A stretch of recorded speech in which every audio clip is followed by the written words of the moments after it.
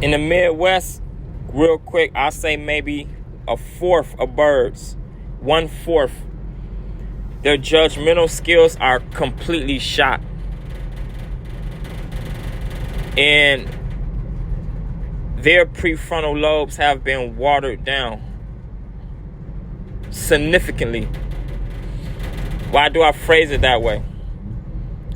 Rather on the street, and this would have never happened 5 years ago. That's why I can say it this way. All the way up until now, and then with the exposure of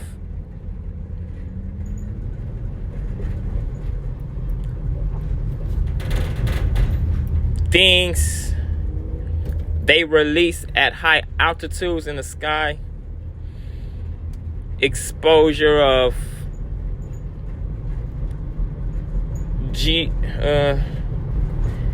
GMO foods,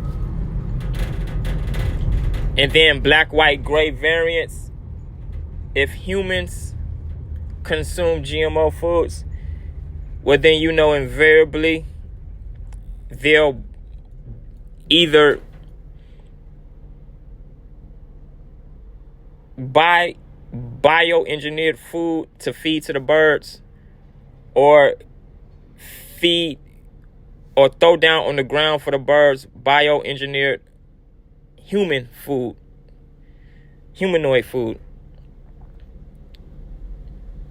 And then at some point you could come up with a timetable when the chemistry or chemical makeup of the birds will successfully be turned or altered or converted or compromised, whatever, to give you some substance and for you to illustrate what I'm describing. Their judgmental skills are shot. At least a fourth, 1/4 in the Midwest. I would say city birds, not the falcons.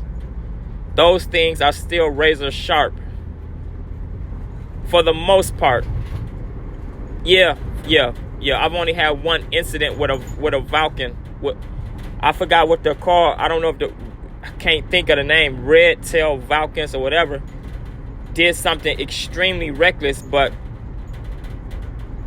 it was trying to get its food, and it swooped down as I was jogging medium pace speed, and I'm about 130 pounds, so I'm pretty quick at full sprint, but at medium pace speed,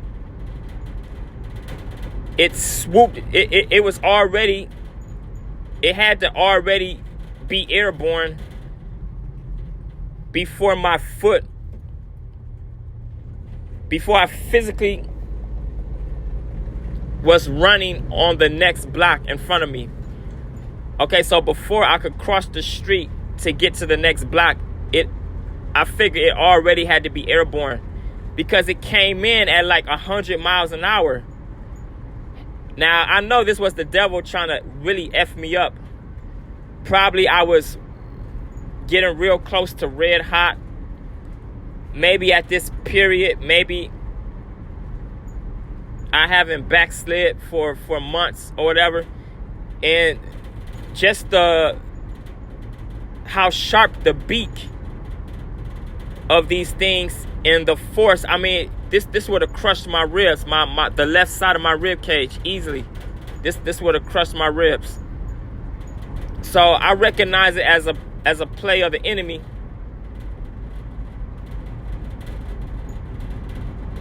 But also something else is going on because of what they're doing at high altitudes, what they're releasing into the atmosphere at high altitudes. Had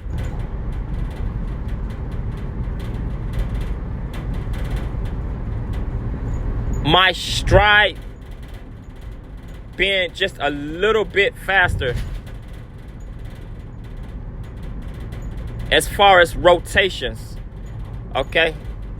Just like a car, revolutions per minute on the dash of a car. If my revolutions per minute, left leg in front of the right leg, in front of Left leg in front of the right leg. Left leg, right leg. Left leg, right leg. Left leg, right leg. If my revolutions just a half times quicker or 3/4 quicker,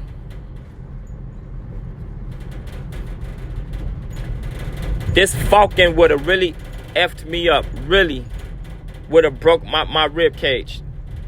He would have slammed right into me at over 100 miles per hour force. Now, why do I phrase it that way? And I'm going to get back to the original calculus.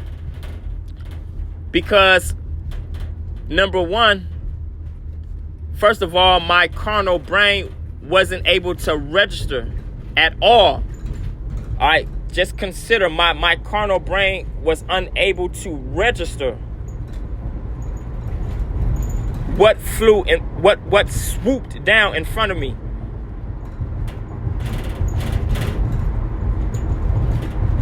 And then the speed, the force, and the velocity was so fast.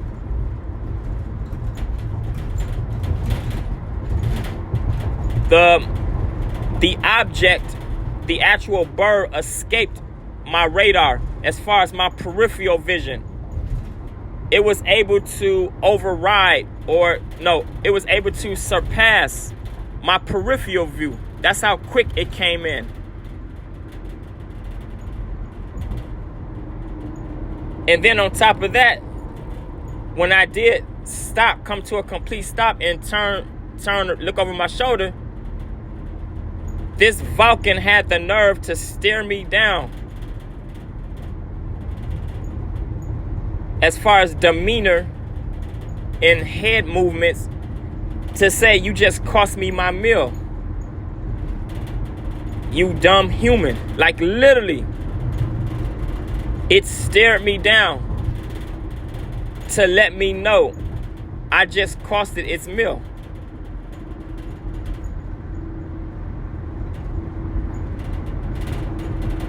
If I never turned back, if I never turned back, I would have never known what that was, because it didn't register on my brain. It swooped down so fast.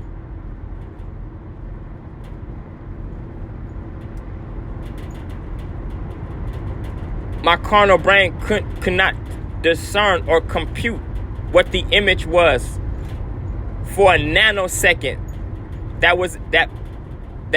That flew down in front of me.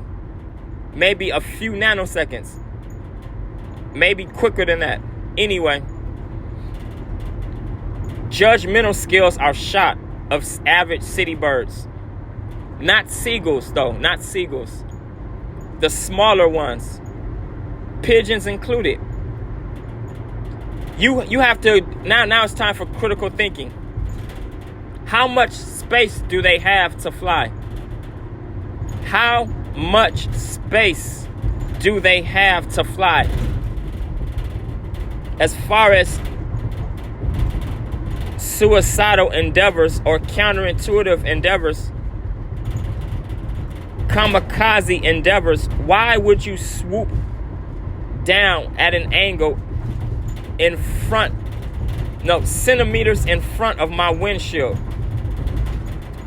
Habitually. Why would you fly past or swoop down in front of my windshield, giving yourself centimeters to inches of a window before you lose your life?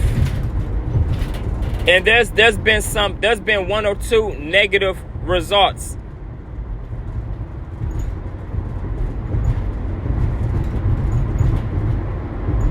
Where I was unable, I just didn't slam, because I'm on a tollway, traffic's behind me. I'm not just gonna slam the brakes.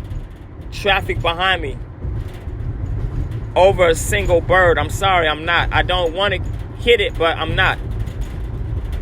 Why would you give yourself such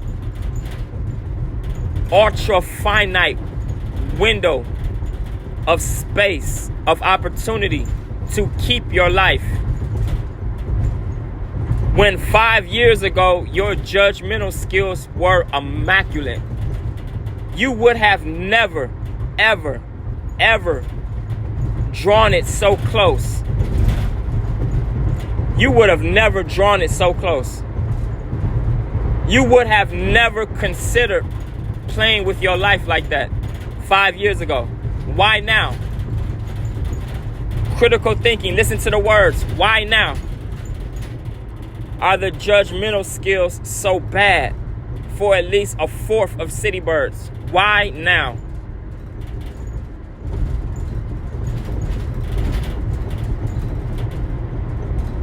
Context, grain of salt.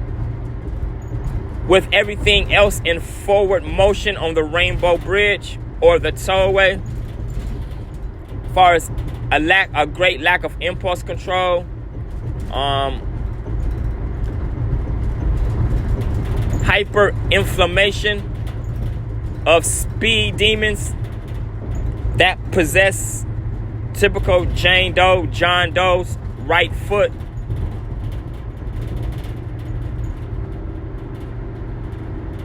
Excess riding your bumper, people losing their temperature, yelling at themselves, cursing out themselves, using inappropriate, not age appropriate sign language when they speed around you.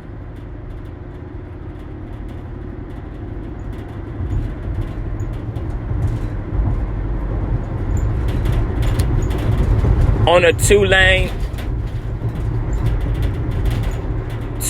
road, illegally driving into the other lane to get in front of you 20 feet, 30 feet.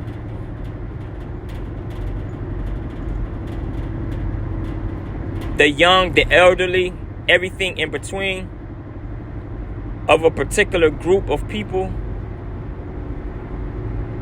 Judgmental skills are shot. Prefrontal lobes have been ravaged by a multitude of things. I'm out of time. All praise due unto the Most High, Abba Yah, His Son, Jesus, the Christ of Nazareth, Yeshua HaMashiach. Shalom.